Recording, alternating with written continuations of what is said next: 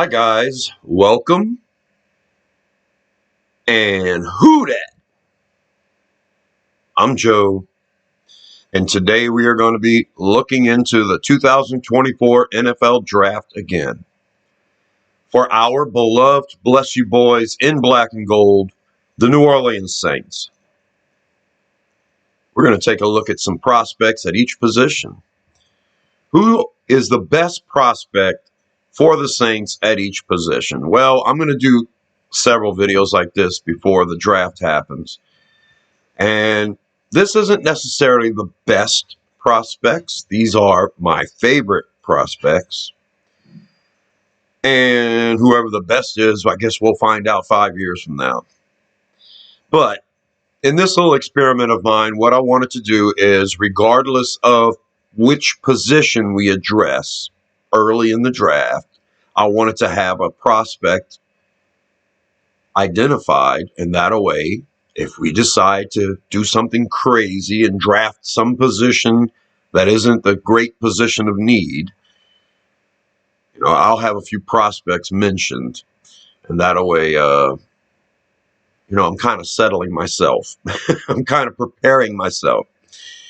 Okay, So the way this experiment is going to work is I'm going to have a list of 18 players, and we did this in a previous video.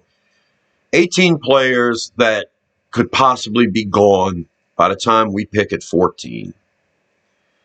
And that's really tough to determine. We pick at 14, so there'll be 13 players taken before we draft. So I'm giving us a little cushion by identifying 18 players. So I'm going to bring up the consensus top 10 right now. These are the 10 positions, 10 players that I expect to be gone before the Saints pick at 14. And these players obviously include the top 3 quarterbacks: Caleb Williams, Drake May, Jaden Daniels. You've got the top 2 wide receivers, Marvin Harrison, Malik Nabers. You've got the top 2 tackles in Joe Alt and Alu Fashanu. And then it gets a little questionable. So those are 7 players. And of those 7 players, maybe Fashanu drops to us at 14, maybe. There's some questions about his run blocking. He's probably the best pass blocker in the entire draft. There's questions about he's young. He may need to develop a little bit. I think he's plug and play, and you just work out the kinks with the run blocking. And a lot of people feel that way. Those that think Fashanu can be a good run blocker probably have him ahead of Alt. They feel like he has a higher ceiling than Alt. Alt is the best all-around tackle in the draft. I think you have no surprises with him. He's plug and play right away. He's good pass. He's good run. And they talk about the ceiling. Well, I think Joe Alt performs at a excellent level. He plays at his best. He'll be mentioned among the Pro Bowl nominees every year. It doesn't get much better than that. I'm assuming you can imagine it does, with a better athlete and everything else. But, those things can get you in trouble. I have those 7 players solidly identified as players that are definitely going to be gone by the time we pick at 14. Any of them on the board would be a dream for the Saints at 14. And the other 3 players I'm going to mention on this top 10 are Rome Odunze, tight end Brock Bowers, and edge rusher Dallas Turner. I expect only one defensive player to go in the top 10, and it's probably going to be an edge rusher. Not sure if it's going to be Dallas Turner or Jared Verse or Laiatu Latu, but the money's on Dallas Turner. A lot of people see him going to Atlanta with pick 8. There's still questions about whether Brock Bowers is going to get drafted in the top 10 because he's a tight end, but he's definitely a top 10 pick prospect. And I'm going to go ahead and just chalk it up as he's going to be drafted. Same thing with Rome Odunze. I think he's too good of a player to remain on the board till we pick at 14. So, needless to say, any of these 10 players are still on the board at 14, and the Saints could take them. Now, my feelings about small edge rushers are well known, but Dallas Turner, to me, is the best linebacker prospect in the class. I think he has really good coverage ability as a linebacker, and I think he's really good against the run. He's just not going to line up on the defensive line and go against a 320-pound tackle every play. That's not happening in this league.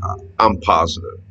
Turner's going to be a linebacker, and I think he'll be a pretty good one. And if you're a defense that knows how to blitz your linebackers, then he can be, very effective.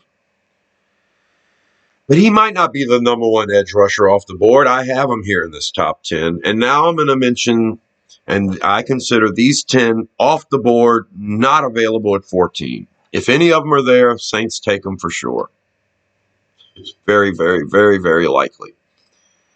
These 8 players are the ones that could be off the board. And I'm pretty sure 1 or 2 or 3 of them could be off the board before we pick. You've got the other options in edge rusher with Jared Verse and Laiatu Latu. You're going to probably see at least 1 or 2 cornerbacks gone by the time we pick at 14. I'm going to include in this list the consensus top 2 right now, which would be Terrion Arnold and Quinyon Mitchell. There are 6 cornerbacks in contention for a first-round selection in this draft. And depending on what your team needs and what your coaches think is important, these 2 cornerbacks could be anybody. It could be Rakestraw, it could be McKinstry, it could be DeJean, it could be Wiggins. I'm going to go ahead and put it at Mitchell and Arnold since they are the top 2 consensus cornerbacks. I'm throwing in Talise Fuaga, who is the 2nd or 3rd rated tackle on the board. He's the dream pick for the Saints. To me, he falls to the Saints at 14. He's the guy we get. But I've seen a lot of mocks lately where he's gone. I've seen some mocks where people want to take him ahead of Fashion now because of Fashion's run blocking. They like Fuaga as a better overall prospect, ready to go, plug and play, and he really is. I'm going to go ahead and include him on this list as somebody that's taken before we draft. I've also got the defensive tackles, the top 2 defensive tackles listed here as well.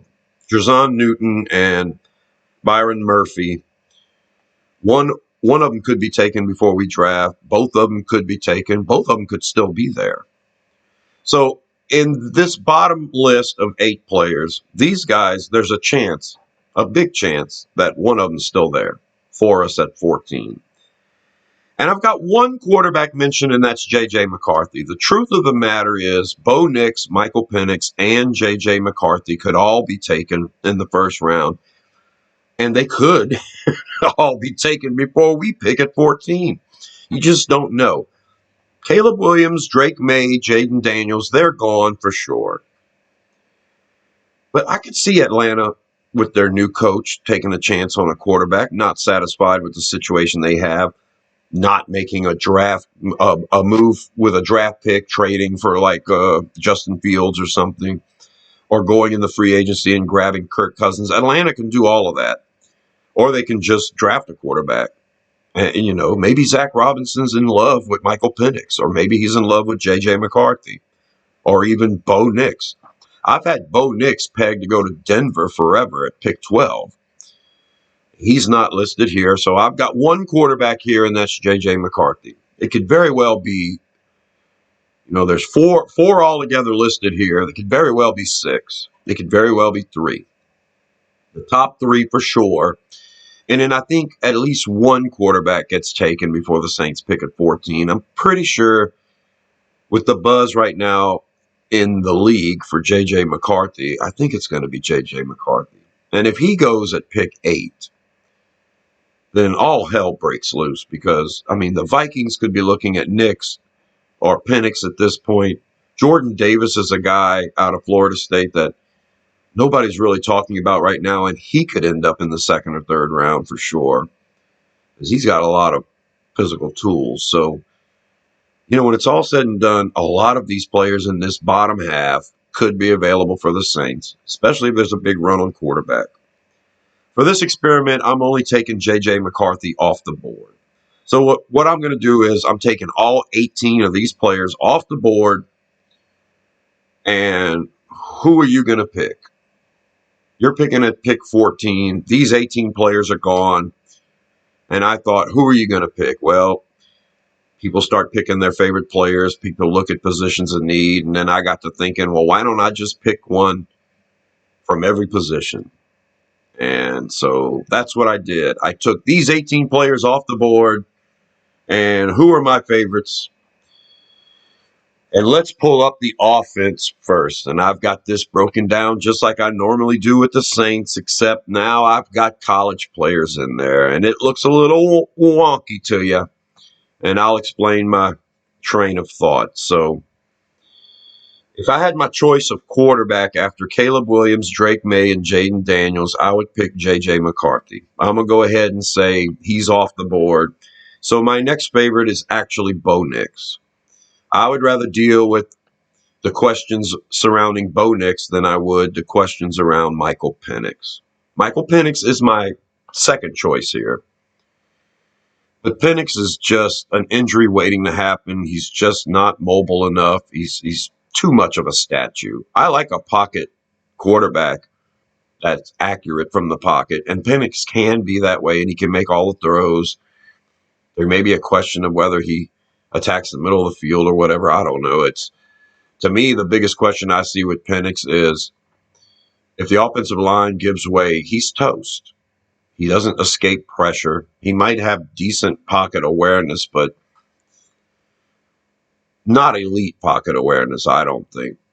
The pocket awareness of someone like Tom Brady, Drew Brees, that's the kind of pocket awareness where if you can't get out and run, you can still survive. If the rush is bad, you can still survive. You can make one or two moves and then get rid of the ball. I don't see that with Penix at all. So I'm going to go with Bo Nix as the quarterback. So, yeah, at pick 14, if J.J. McCarthy's not there and I had to pick a quarterback, it would be Bo Nix. So that's what I'm saying with these selections. At running back, all of the running backs will be there at 14. If I had my choice of all of them, I would go with Jonathan Brooks out of Texas, of course. And my backup pick would probably be Bucky Irving out of Oregon. If I had to go really high with a running back. But Brooks, without a doubt, the number one guy. At fullback, I'm not picking a fullback. I'm picking a running back or a tight end that can play in that hybrid fullback spot that the Saints may employ with Clint Kubiak coming from a Kyle Shanahan system. So I've got Blake Corum here from Michigan. I think it's interesting. He's a really good blocker. And as far as running out routes and stuff like that, he'd be as good as any fullback doing it. I mean, you literally have to have a special player to play this position, I think, in the Shanahan scheme and possibly what Clint Kubiak wants to do. So, yeah, a guy like Corum is interesting at fullback to me. It's not fullback. It's more of a whatever, a wingback, H-back, whatever. Tight end, halfback, hybrid.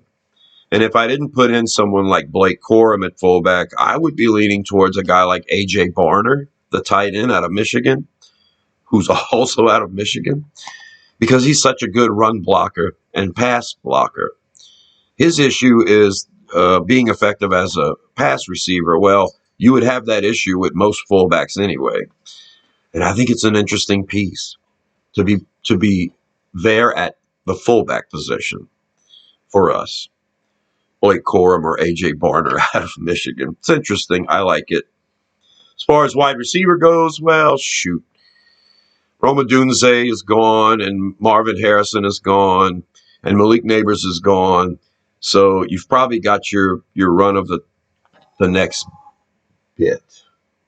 Hold on a second. My cats are being mean. My cats, I have 12 of them.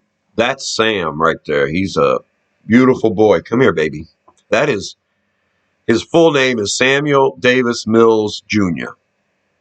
And for short, I don't call him the field mouse. I call him the mongoose because he moves like a mongoose. And Mongoose fits pretty good with Mills. So that's Sam, or Sammy Davis Jr. Mills, Sammy Davis Mills Jr. Mongoose Mills, and he's a beautiful baby. And yeah, he likes to play rough with some of the other cats. He's a active cat. Let's talk about some other cats. These guys at wide receiver. I've got Brian Thomas Jr. and A.D. Mitchell locked in as my best favorite wide receivers still on the board. You can go either way with them, and I'm happy. They're both 6'3", 6'4" guys. And technically here on this graph, um, I've got Brian Thomas Jr. as the X, but he could be the other one, and A.D. Mitchell could be the X. Either way, they're both big, they're both fast, they're both great. I love it. And as your slot receiver, I've got Ladd McConkey out of Georgia. There's other receivers that are probably higher rated than McConkey, but if I had to have three of them in there, that's what I would do. Thomas, Mitchell, and McConkey. I like that a lot. And my primary backups there in the draft, after Brian Thomas and A.D. Mitchell and Ladd McConkey, I would be leaning towards Jalen Polk out of Washington. I would take a chance on Keon Coleman. I would. But, right around the area, I would pick Polk. And then for that slot guy, even though Roman Wilson might be a higher rated player overall, I'm leaning towards Malachi Corley out of Western Kentucky, of course. That guy's going to make a great player. 5'11", 210 pounds, but he runs over people. I mean, when I say he breaks tackles and makes people miss, he can do that.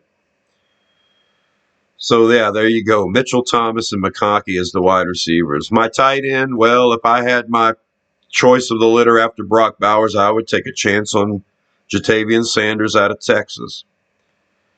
And after that, I would look at Jaheim Bell out of Florida State. Now, Theo Johnson out of Penn State is a more well-rounded guy.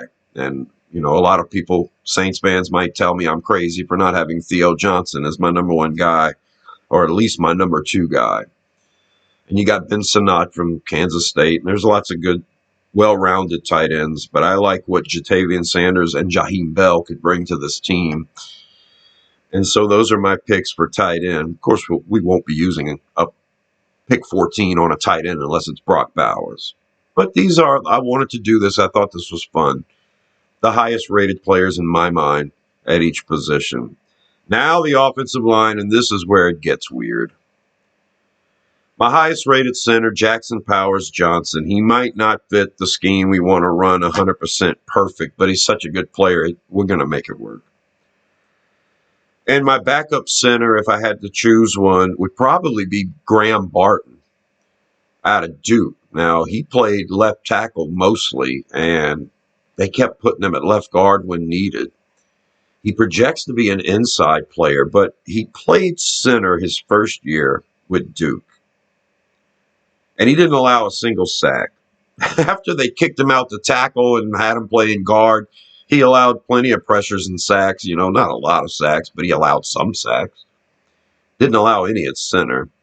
And even though he did that so long ago, everyone says Barton projects to be an interior offensive lineman instead of a true tackle in the league, even though he played left tackle the majority of his time in college. So I would have Graham Barton as my backup center, as my number one center choice after Jackson Powers Johnson. I would take that chance. Graham Barton is an interesting player to draft. I wouldn't mind the Saints getting him, but he's more of a very late first, early second pick. You get him at 45 and you're stoked. All right, let's look at these guards. My ideal two guards, honestly, would be Christian Haynes on the left side and Christian Mahogany on the right side. But both Mahogany and Haynes have played their entire college careers at right guard. So I wanted to keep Haynes at right guard. I don't know, man. I really want to draft Christian Haynes, and I really want to play him at left guard. And I just want that to work real bad. That's probably something I would do if I could get more into the minds of the offensive line coaches and, learn the player better and interview them and all that stuff and talk to the coaches and see every bit of film. I could project myself whether Haynes could play left side. I want him to. That's my guard of choice. But here I have him at the right side because that's where he's always played. And I'll have Christian Mahogany as the backup right guard option if I could have my choice at guard. Right guard. Left guard, Graham Barton is an option. And so is Troy Fontenot. And Troy Fontenot is probably my second choice at left guard. My issue with Fontenot is he's not very good run blocking. So it's really a toss-up between Graham Barton and Fontenot. But I'm going to go ahead and give the edge to Cooper Bebe out of Kansas State because he does a little bit of everything pretty good. He's going to fit our system very well. And I just think he's a sure thing. I think he's a better run blocker than Fontenot right now. He's not as good of a pass blocker as Fontenot, but he's good enough, and that's going to be my choice. I'll take Troy Fontenot as a good second-round draft pick and expect him to perform at guard and have that versatility to play tackle too. But I feel comfortable with Cooper Bebe. And like I said, I really want Christian Haynes over here. So that's the one position on the offense I'm teetering on, actually, is putting Fontenot or Barton in there ahead of Bebe. But left tackle, and right tackle, this is the crazy stuff, all right? You get Joe Alt off the board. You get Alu Fashanu off the board. My number one guy is Talise Fuaga. I'm taking him off the board. He would be my guy. He would play right tackle. There's no doubt about it. So now your question is, who plays left tackle? And I think your number one options are Amarius Mims, who played right tackle. He doesn't have a lot of experience. He's a great athlete, though. Amarius Mims, if you project him at left tackle, you go ahead and do that, and he's probably a pretty good, solid pick. J.C. Latham, same thing. He could project to the left side. I don't know. I'm going to keep Mims and Latham on the right side, along with Fuaga. And if I had my choice between Amarius Mims and J.C. Latham, I don't know, man. I think people are really down on Latham. He struggled at times in certain games last year. He allowed 2 sacks. Wow. And people just are really down on him. And the thing about his athleticism is good. His ability to get out in space is good. He's not an abject failure at tackle. I feel like when I look at Mims and I look at Latham, I think Latham might be better on the move. Now, Mims is going to be he's a good athlete. He's probably going to test pretty good at the combine. And when it's all said and done, we'll compare Mims to Latham at the combine. And if Mims can compete with Latham on that athletic side of it, then I might start to lean more towards Mims. I love Mims as a right tackle for this team, especially if we trade down. I don't particularly love J.C. Latham or Amarius Mims with pick 14. I think you can trade down and still get one of them a couple of picks later. But for right this second, I'm putting J.C. Latham ahead of Amarius Mims. And that can change for me. I don't project either one of them to play the left side. On the left side, you've got Jordan Morgan out of Arizona. And he'd project okay in our offense. And he's got short arms. So some people think he might need to kick inside. Some people aren't completely satisfied with his tape at left tackle. But he's a bona fide left tackle. So I leaned towards him. But a guy like Tyler Guyton out of Oklahoma is going to be the most athletic tackle of all of these guys. And Guyton is on my short list for best right tackle to take. But I think he can project and play the left side.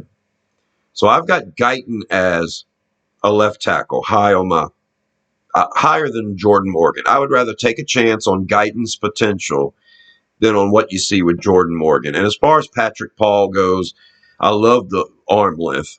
I think if Patrick Paul gets better, he's going to be a really good player. But he's, to me, right now, he's not as good as Morgan. And yeah, I'm going to go with the benefit of Guyton, the upside of Guyton. But edging Guyton out here for me at left tackle is Christian Jones out of Texas. What I've seen, I just love Christian Jones. I think he's great. I love his movement skills. I mean, he looks like he's in position all the time. I watched every rep he took at the Senior Bowl, and I don't think he got beat once. I mean, I didn't watch every rep. I watched a ton of them. I watched Christian Jones. I watched all of them during those reps. And Christian Jones was the guy that even when even when the defensive player got the best of him and got a move on him, Jones was still able to finish this guy off. He didn't let him get to the quarterback. Even when he got beat, he was still in good enough position to make something happen. And he was doing it from both sides of the line. I love Christian Jones. It's crazy. But yeah, if I had my choice, we'd have three Christians on the offensive line with Christian Jones, Christian Haynes, and then Christian Mahogany. But that's the offense right there. And I like this experiment that I'm doing, and I'll do it again before the draft and see if what my final offensive and defensive players look like. That's the offense. Let's pull up the defense now and see how this turned out for the Saints. So that defensive line might look a little weird to you. We have no Jared Verse, no Leatu Latu, and no Dallas Turner. I've taken them off the board for consideration. So the next smaller edge rushers are Porkchop Robinson and Chris Braswell. And they're right around the same area as the highest rated bigger edge rushers in Braylon Trice and Darius Robinson. And I'm going to go ahead and, of course, lean toward the bigger guys because have you ever seen Leatu Latu play the run? We've all seen his nice little fancy hand movements, and that's wonderful. He's going to rack up lots of sacks with that part of his game for sure. But is he going to play defensive end? No. He's not going to stop the run. Just go and watch the USC game against UCLA and watch that. Guy gets blown off the line every time they run the ball. So Latu to me is questionable. Dallas Turner is your linebacker. Jared Verse is the best edge rusher that's going to line up at defensive end, and you might get some production out of him. He plays with a lot of power. So if he adds 5 or 10 more pounds, he'll be great. So Jared Verse, but he's not on the board here. I'm going with Darius Robinson out of Missouri, Braylon Trice out of Washington. Both of them can rush the passer. Both of them big enough to hold up against the run. Darius Robinson has that unique ability to bounce inside as well. And whether you want to have Robinson on the left side and Trice on the right side or however you want to do it, the way I've got this set up is Darius Robinson's where Cam Jordan used to be. And then Braylon Trice is where Carl Granderson is right now. That's my choices for edge and my choices in the middle. And so for edge, my backup for Darius Robinson would be Porkchop Robinson. I think he is going to make a good third down edge rusher. And he's got some good skills. I see Porkchop as maybe a Sam linebacker. If not, then, a solid straight up linebacker. Can he cover? Can he do that? I don't know. But Porkchop's going to be good off the edge. Not unlike Zach Baun. a type that he may be able to transition and play some linebacker, but I just expect him to come in on third downs. And on the other side with Braylon Trice, I've got Chris Braswell. I think it's another interesting piece. He gains 10 more pounds and he'll be good enough to put on the line. Chris Braswell would have to lose 5 or 10 pounds to play linebacker. That's my problem with tweeners. But after Darius Robinson and Braylon Trice, Porkchop Robinson and Chris Braswell are my next 2 rated edges. At defensive tackle, I've got T'Vondre Sweat at the big nose. He's not worth taking at 14, but he would be a pretty good second-round pick. Be a great third-round pick.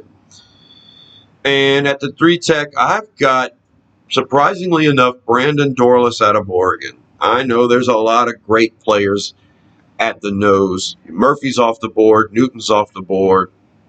Who are you going to grab? And my next favorite guy is Dwayne Carter for that spot. But Dwayne Carter is probably not going to get taken until the 3rd round, 4th round, that kind of deal. Brandon Dorlus can play edge, and he can get after the passer, and he can also play defensive tackle. And during Oregon's season, you saw Brandon Dorlus line up everywhere on the defensive line. So it's not just that he has the potential to do it, it's that he did it. He was on the left end, then he was on the right end, then he was in the middle at defensive tackle, and he held up in the run great, and he was an excellent pass rusher from any of those positions. So I'm going to take Brandon Dorlus. I'm going to put him at the 3 tech and expect him to kick over on passing downs, and I can even put him at defensive end if something happens to Darius Robinson or Braylon Trice, and then I can't go all day with Porkchop Robinson and Chris Braswell on the defensive line. I'm going to put Dorlus out there because he's versatile enough to do it. And I don't think you lose a lot as a pass rusher. Dorlus is a pretty good player if you watch him. He's pretty good at getting after the passer. He's pretty good at disrupting. And he doesn't have to line up standing up and stuff like that like some of these players do. You know, Latu has a lot of pressures from the middle of the defensive line, but he's got to stand up and blitz that way and stuff. You know, Dorlus is going to line up in the dirt at tackle or in wherever you need him. I like it. But I do have Dwayne Carter backing up Brandon Dorlus. And my backup for T'Vondre Sweat was going to be McKinley Jackson for sure out of Texas A&M, but I'm going to lean towards Chris Jenkins at this point. I think Jenkins is the overall better player. Chris Jenkins out of Michigan has a lot of versatility. He can play either defensive tackle spots. Jenkins may be that David Onyemata heir apparent. The guy that's not the true nose tackle, but he's really good against the run. And then he's small enough where he can still, active enough, he can still get after the passer. So I've got Sweat and Dorlus in the middle, but Chris Jenkins and Dwayne Carter are snipping at their heels. At linebacker, well, shoot, I don't know. My favorite 3 are Peyton Wilson, Edgerrin Cooper, and Junior Colson. All 3 of them can play any position you want to put them at. I think Colson would be a little slow in the middle, but that's where he plays, and he's good. Edgerrin Cooper can be great at the will, and Peyton Wilson can be good anywhere either. So I grabbed my 3 favorite linebackers, and I've got them here. Wilson at the will, Cooper in the middle, and Colson as the Sam. And Colson could make an excellent backup. And that's where it gets interesting after that, because I still have linebackers here that I like, but I like them in certain spots. So for my backups, if I had to have a backup middle that wasn't going to be Cooper, Wilson, or Colson, I would go with Jeremiah Trotter Jr. Even though he's got the small size, and I worry about him getting run over from time to time or not being able to get off of blocks if people get up to the second level. He's still versatile enough, quick enough, knowledgeable enough, instinctive enough where he can be good in coverage. So I kind of like the idea, and he can read the run, whether he can get there or not, whatever. But I would have Trotter as my backup middle if I couldn't go with Wilson, Cooper, or Colson in the middle. Marist Liufau out of Notre Dame, and I know I'm mispronouncing that. The linebacker out of Notre Dame, I would have him as a backup Will. I like his ability to cover. And then Junior Colson at the Sam, I would back him up with Jaylan Ford out of Texas.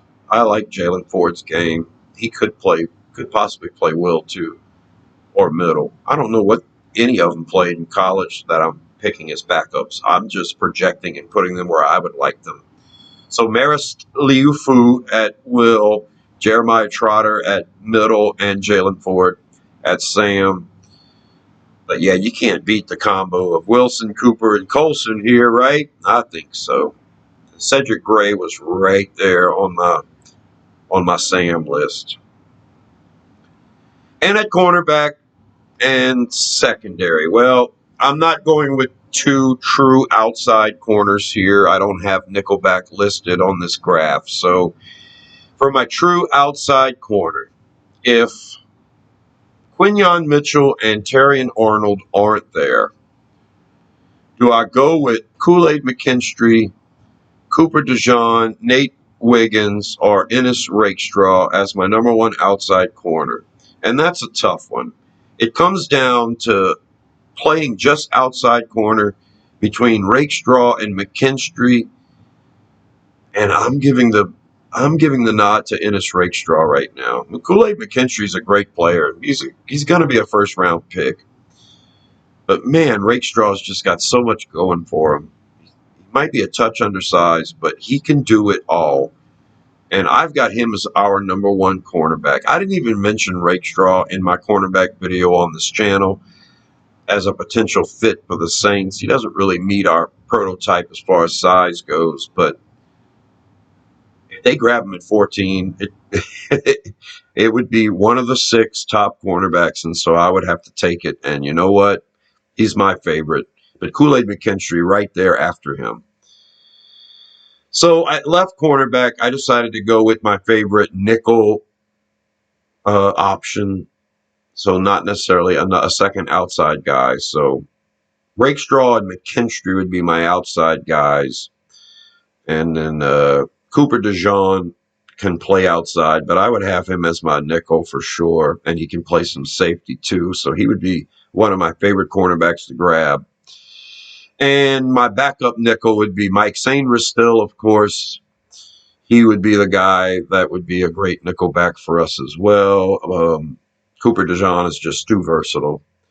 So yeah, Rakestraw and DeJean for me at cornerback. That's my logic there.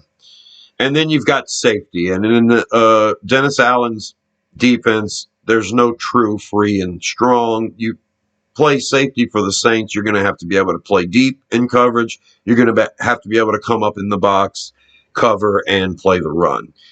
You're going to have to be good at all of it. I'm going to go ahead and pick Tyler Nubin out of Minnesota for my free safety, and I tend to think of free safety as a deeper guy. I don't know if Tyler Nubin is as successful by the line of scrimmage, but he's big, so he should be good against the run. And then you just have to work on coverage skills in short areas. But Tyler Nubin is my choice for free safety. And right behind him, Cameron Kinchens out of Miami would be my second choice for free safety. At strong safety, I'm going with Cole Bishop out of Utah. And that's a big reach because I'm passing up a lot of guys like Lassiter out of Georgia or Bullard or Bullock. There's a lot of good safeties here. Hicks out of Washington State. But when I think of strong safety, I think of a guy that's going to play close to the line of scrimmage. And to me, Cole Bishop's ability to cover the tight end is what sells me. I've got him here at strong safety. And yeah, I'm stuck on Cole Bishop being a great player. Pro Bowl player, I don't know. But,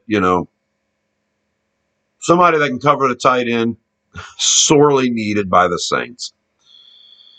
And right behind Cole Bishop, I'm going to go with Kamari Lassiter out of Georgia. God, there's so many players in the secondary that I have questions about. But I'm excited about Javon Bullard and Kamari Lassiter. I'm excited about those guys in the box. I don't know. We'll see. Bullock, same thing. A lot of people say he's not a good overall guy, and I don't like that Bullock is so light. But he grades out pretty good at everything. So there you go, guys. That's my defenses as well. And how about that? Let's pull up both of them right next to us real quick. That's my pick at every position in the draft. If you can get a guy as early as you can, that's the guys I would be focusing on. It was a nice, fun, interesting thing for me to do. I hope you guys enjoyed it as Saints fans. Subscribe to Rosenfield 10 for more videos about the draft and about the Saints.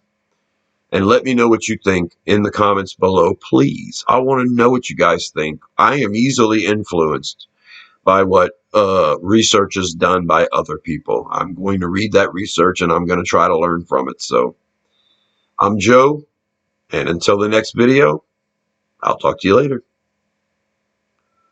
Who dat?